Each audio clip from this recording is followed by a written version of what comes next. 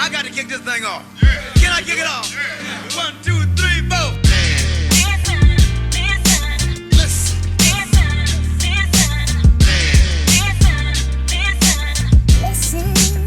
Ladies and gentlemen, listen.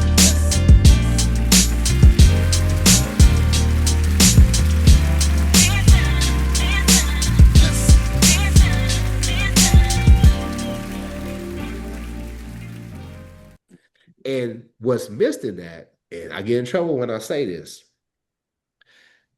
there are, and I listen, and I love my Black sisters. I think everybody knows this.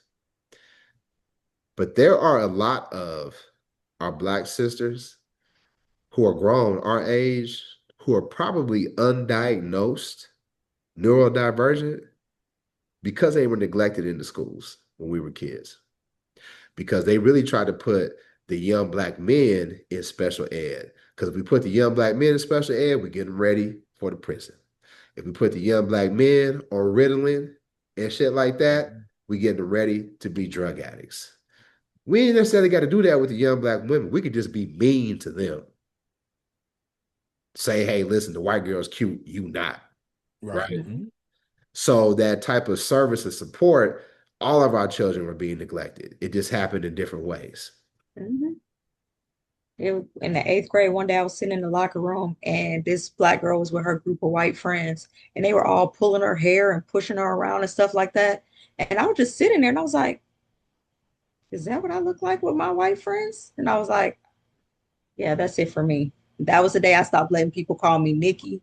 That was the day I started telling people about themselves every day of their life. And that was the day I turned into this.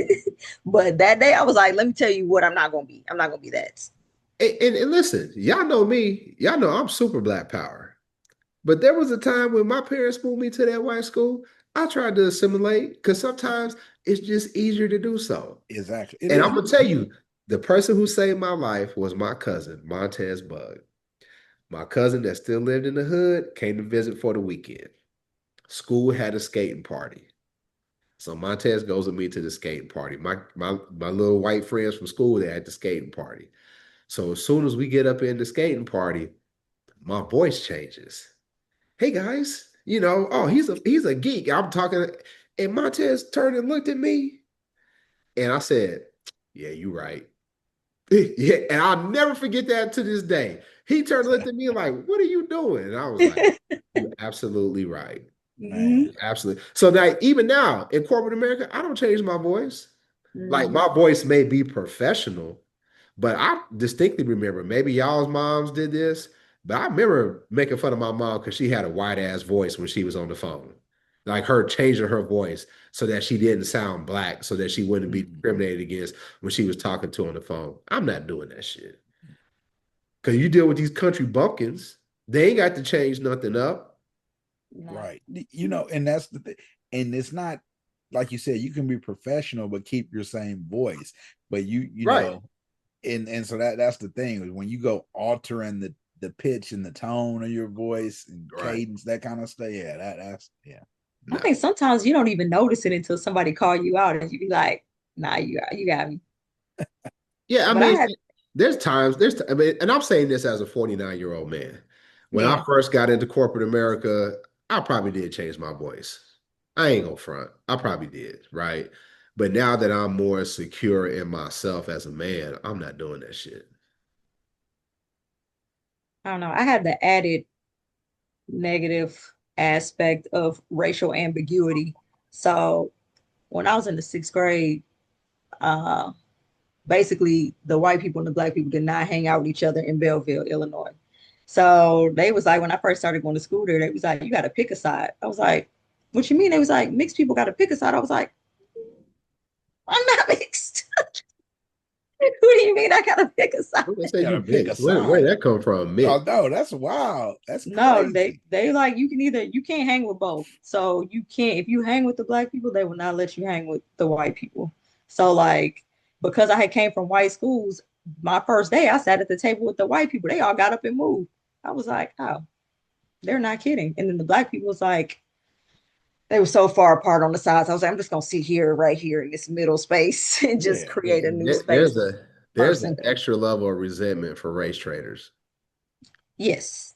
There's an extra level of resentment because there was some of those mixed kids where I grew up that would try to embrace their whiteness, and it's like, you know what, man? I hope it works out for you, play. But we don't actually. Yeah, hope it works out. But see, I don't do any fence setting. Now, this is me personally. I don't do fence setting. I have friends who happen to be, I have cousins who have that are mixed, right? My thing is, you do got to pick a side with me.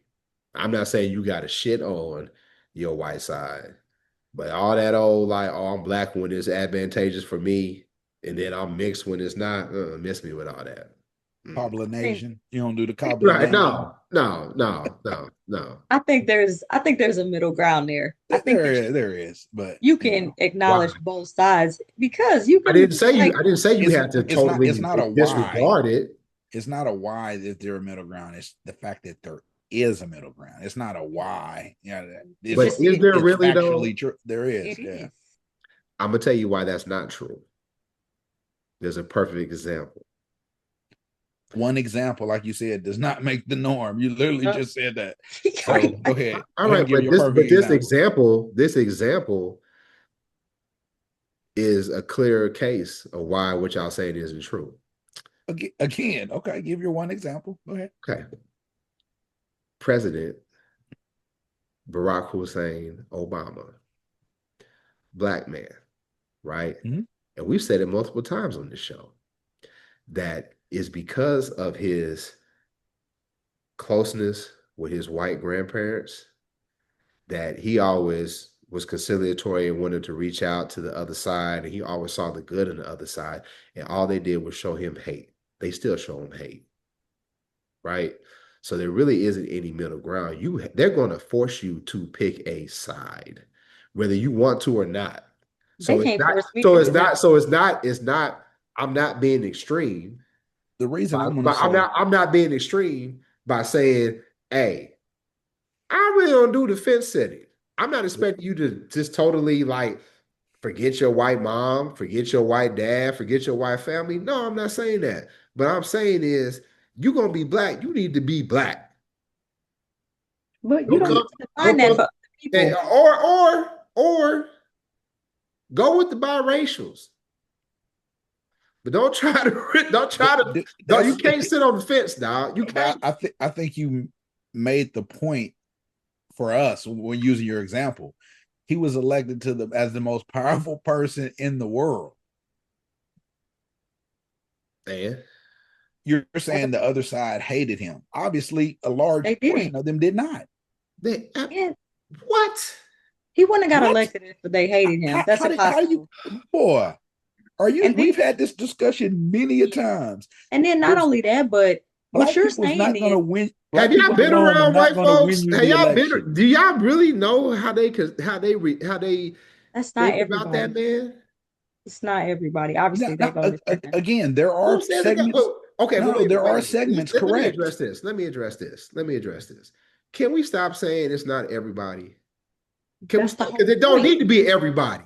But it don't need to be everybody. Not everybody voted for Trump, but that doesn't mean that they're not in a fucked up situation. It's not everybody, man. Let's stop saying apples to oranges. That's not the point we're making. Analogy either. That's apples to oranges. Our point is that it's not everybody hated him, or else he couldn't have gotten elected. The point is, what we're talking about, what you're talking about, is that your politics need to be aligned with the advancement of Black people, and that doesn't have anything to do with how you live the rest of your life. That's just one aspect of life. So your politics as a mixed person can be aligned with the advancement of Black people while you still embrace your white side, your white family. That's what I said. That is not what you said. You said you can't ride the fence. That's your policies. Hold on. Wait. Is not your. Let me repeat. Humanity. Let me repeat. I said, I don't expect you to forget your white mom or your dad or your white side. Did I not say that? I said that, right? Right. Mm-hmm. Yeah. I know you don't want to say yeah, because I know you don't want to admit I'm right. I know you don't want to say yeah, because I know you don't want to admit I'm right. But I said, if you want to be down with Black people, you have to be all the way down. That fence sitting shit don't work. So, and what It we're don't saying, work. It don't work. so we can get into the bushes about what fence sitting What? actually means. Yeah, exactly. Because That's I broad. mean, It has to be obviously we're broad. not seeing that as the same thing, but Right. what I'm saying is that what you believe in politics is not that doesn't it's not the totality of your humanity. So that's not fence sitting. And if you don't agree with me on some political point, then that doesn't mean that you're not fully embracing the black side. Now, you want to argue with me about reparations, I'm going to feel away. But you want to argue with me about how certain policies and stuff may or may not impact it. There's more than one way to do things, so we may not agree. We don't even all agree. So which one of us is riding the fence on the same policies and not? That's it's impossible to always You agree couldn't. with somebody. So you You can't. couldn't ride You the fence because I'm right. Lord. Yeah. Very few things are absolutely right and wrong. What they Yes. say, I only will say math and this. I science will is say this. universal. I Right. will say this. You know, I love you too, to life. And we ain't got to go there. I'll leave it alone. That's fine. Don't worry about it. Don't worry about it. Listen. I don't want anybody to see. I don't want anybody seeing a crack in the family. Please. I was Right. being crack in the family.